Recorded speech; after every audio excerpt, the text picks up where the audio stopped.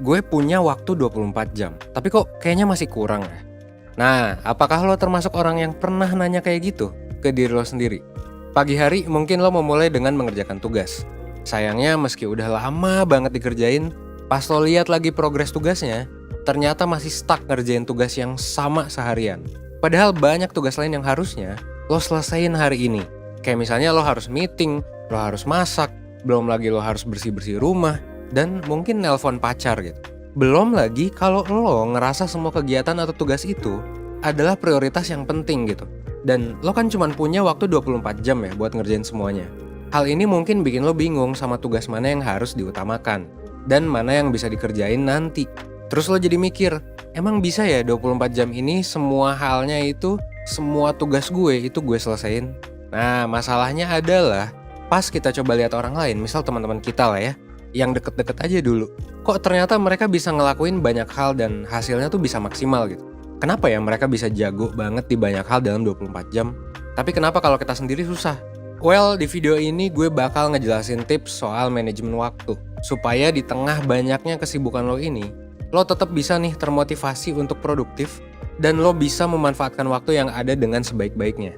Makanya saran gue lo tonton video ini sampai habis biar lo dapat keseluruhan insight-nya tentang gimana memanage waktu. Nah, ada hal mendasar yang perlu lo ketahui tentang manajemen waktu. Kunci manajemen waktu yang sukses sebenarnya adalah seberapa kuat motivasi lo buat mengatur waktu supaya lo bisa lebih produktif.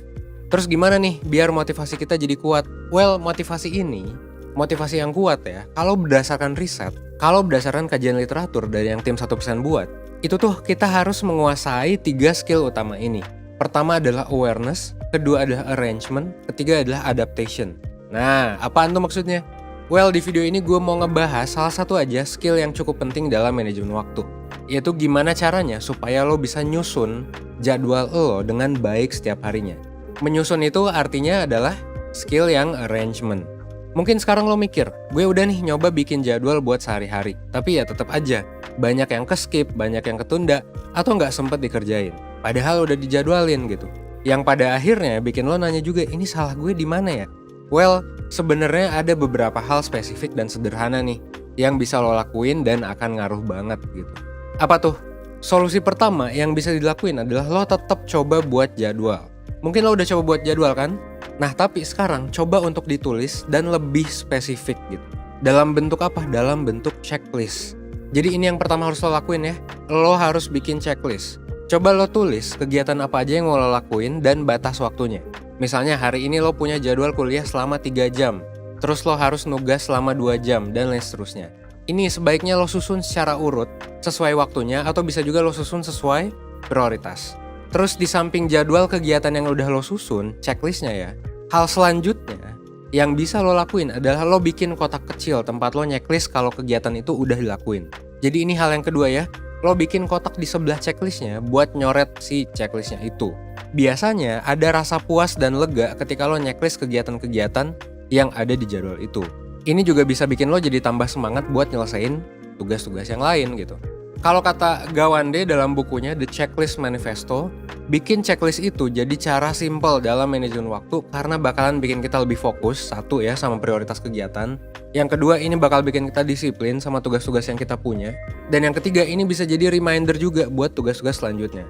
Dan ini juga terbukti sama banyak banget riset dan eksperimen yang sebelumnya udah pernah dilakuin sama banyak peneliti. Itu hal yang kedua ya. Hal yang ketiga yang bisa lo lakuin adalah untuk ngasih reward ke diri lo sendiri. Nah, rewardnya kayak gimana? Secara psikologis, manusia akan ngikutin ya tindakan yang munculin konsekuensi positif. Kalau misalnya tindakan lo itu menghasilkan konsekuensi yang positif, kemungkinan besar lo bakalan ngelakuin hal itu lagi gitu. Kayak kalau lo ngelakuin A terus konsekuensinya B, lo bakalan ngelakuin A terus-terusan kalau B itu bagus gitu. Nah, efek kayak gini itu bakalan ngaruh banget kalau konsekuensi positif atau kalau reward yang lo dapet itu lo dapetin sesegera mungkin. Intinya, secara gak langsung, lo termotivasi buat ngelakuin sesuatu karena lo tahu abis itu lo bakal dapet rewardnya. Makanya, setelah semua kegiatan selesai, sesuai dengan batas waktunya, lo bisa pakai sisa waktu yang ada buat istirahat atau buat entertainment, buat hiburan gitu. Misalnya, di hari itu lo berhasil nyelesain tugas kuliah. Abis nyapu ngepel rumah, beres tuh. dan lo habis meeting organisasi atau meeting kerjaan sampai sore sesuai dengan batas waktu yang udah lo bikin. Nah pas malam, lo bisa aja tuh santai aja dulu gitu, nonton serial kesukaan lo hangout bareng temen, atau lo tidur lebih cepet gitu ya. Jadi kasih reward buat diri lo.